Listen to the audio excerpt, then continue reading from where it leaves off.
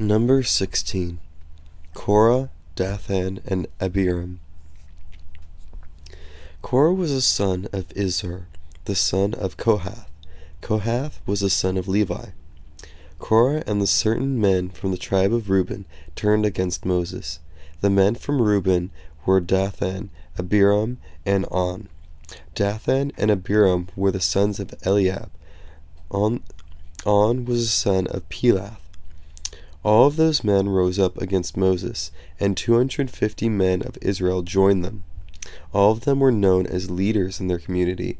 They had been appointed as members of the ruling body. They came as a group to oppose Moses and Aaron. They said to Moses and Aaron, "You have gone too far. The whole community is holy. Everyone in it is holy, and the Lord is with them. So why do you put yourselves above the Lord's people?" When Moses heard what they said, he fell with his face to the ground.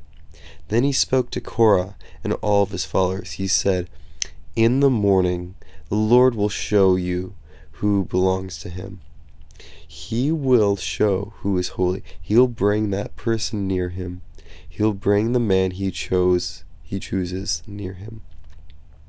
Korah, here's what you and all of your followers must do.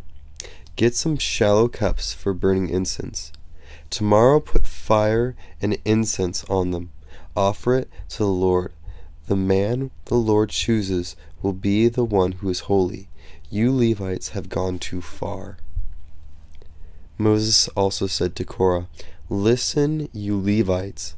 The God of Israel has separated you from the rest of the community of Israel. He has brought you near him to work at the Lord's holy tent. He has given you to the people so that you can serve them. Isn't that all enough for you? He has already brought you and all of the other Levites near him, but now you want to be priests too. You and all of your followers have joined together against the Lord. Why are you telling Aaron you aren't happy with him?" Then Moses sent for Dathan and Abiram, the sons of Eliab. But they said, "We won't come.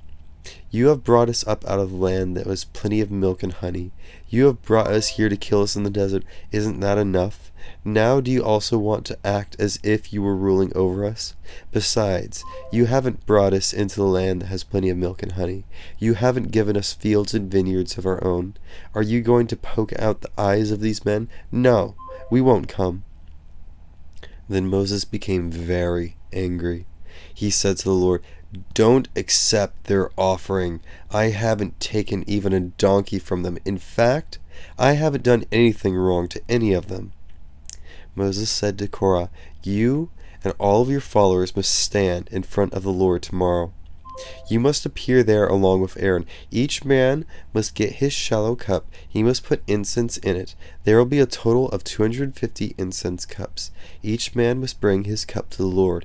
You and Aaron must also bring your cups." So each man got his cup. He put fire and incense in it. All of the men came with Moses and Aaron. They stood at the entrance to the tent of meeting. Korah gathered all of his followers together at the entrance to the tent. They opposed Moses and Aaron. Then the glory of the Lord appeared to the whole community. The Lord spoke to Moses and Aaron. He said, "Separate yourselves from these people. Then I can put an end to all of them at once." But Moses and Aaron fell with their faces to the ground. They cried out, "God, you are the God who created the spirits of all people. Will you be angry with the whole community when only one man sins?" Then the Lord spoke to Moses. He said, "Tell the community, move away from the tents of Korah, Dathan, and Abiram." Moses got up. He went to Dathan and Abiram. The elders of Israel followed him. Moses warned the community. He said, "Move away from the tents of these evil men. Don't touch anything that belongs to them. If you do, the Lord will sweep you away because of all of their sins." So they moved away from the tents of Korah, Dathan, and Abiram. Dathan and Abiram had already come out. They were standing at the entrance to their tents. Their wives and children and little ones were standing there with them. Then Moses said, "What is about to happen wasn't my idea. The Lord has sent me to do everything I'm doing. Here is how you will know I'm telling the truth. Those men won't die a natural death. Something will happen to them that doesn't usually happen to people. If what I'm telling you is isn't true, then you will know that the Lord hasn't sent me. But the Lord will make something totally new happen. The ground will open its mouth and swallow them up. It will swallow up everything that belongs to them. They will go down into the grave alive. When that happens, you will know that these men have made fun of the Lord." As soon as Moses finished speaking all of those words, what he had said came true. The ground under them broke open. It opened its mouth. It swallowed up those men. In fact, it swallowed up everyone who lived in their houses. It swallowed up all of Korah's men, and it swallowed up everything they owned. They went down into the grave alive. Everything they owned went down with them. The ground closed over them. They died, and so they disappeared from the community. All the people of Israel who were around them heard their cries. They ran away from them. They shouted, "The ground is going to swallow us up too." Then the Lord sent down fire. It burned up the 250 men who were offering the incense. The Lord spoke to Moses. He said, "Speak to the priest Eleazar. He is the son of Aaron. Remind him that the shallow cups are holy. He must take them out of the fire. He must scatter the burning coals away from there.